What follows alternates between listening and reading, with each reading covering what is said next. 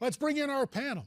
Republican strategist Ford O'Connell, the chairman of Civic Forum PAC, joins us from our Washington bureau, and from Newsmax New York, Ellis Henican, noted radio and TV commentator.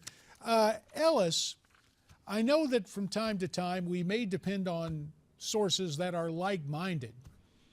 Did Chris Matthews, was he clueless on the Jonathan Gruber thing since NBC doesn't cover it? Or was he trying to intentionally change the narrative there? JD, what do you mean?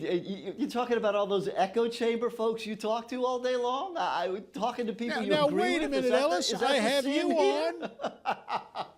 I have you on. We have a free exchange of ideas. I thought you and I was soulmates, JD. Let me see if I can sort it out to you this way. Stupid comments to make on Gruber's part. Not that huge a thing. I mean, bureaucrats have secret feelings about stuff all the time. Sometimes the American people are stupid. Frankly, I'm right now in the middle of, we're talking health insurance, right in the middle of trying to figure out what kind of health insurance I should get next year. Should I re-up with the one I have? We're in some open enrollment period. Let me admit right now, I feel really stupid when it comes to health insurance. JD, Ford, go ahead. Here. Chris Matthews is engaging in the textbook definition of journalistic hackery. The bottom line is he doesn't want to talk about Gruber because he's busy carrying the water for the White House. This is the quintessential inside D.C. story. It talks about deception, conflict of interest. It's something the mainstream media should be covering, but MSDNC wants to just keep going. And basically, Chris Matthews is the shell of his former self, JD.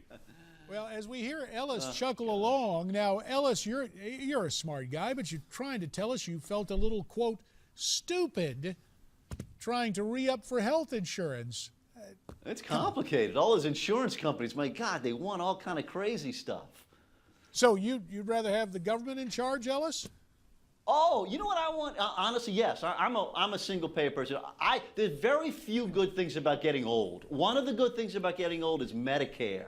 I don't understand why we can't all have it. It works wonderfully. It has prices much lower than any other private health insurance. You have access to tons of doctors. Tomorrow, if I were old enough, I would get right on Medicare and kiss all these private companies goodbye. Absolutely, I would. This is how the Obama left views the American people as stupid children who can't make decisions for themselves. And that's why we have Obamacare. Deception was the political advantage for these guys. Hopefully the Supreme Court's going to upend this and the new Republican Senate's going to try to tear this away. But this is how they see us. They see us as children who can't make choices for ourselves. And that's the bottom line. They talk about freedom, but what they really want to do is suppress freedom and choice in the open market. And all they want to do is just make sure everyone has a freebie.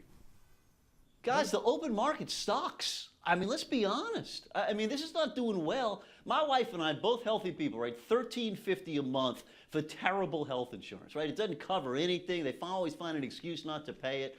Let me tell you, there's a lot of things we do well in America, providing efficient health care at good prices that actually makes Americans healthier. We're like way down the list. There's a lot of half-developed countries that have better results than we do. Come on, you got to face the Ellis, facts. then why don't we go after the insurers and the hospitals for gouging the American public versus consolidating them to their lobbyists so that we actually have to buy a product that stinks? I can't believe you and I actually agree on something.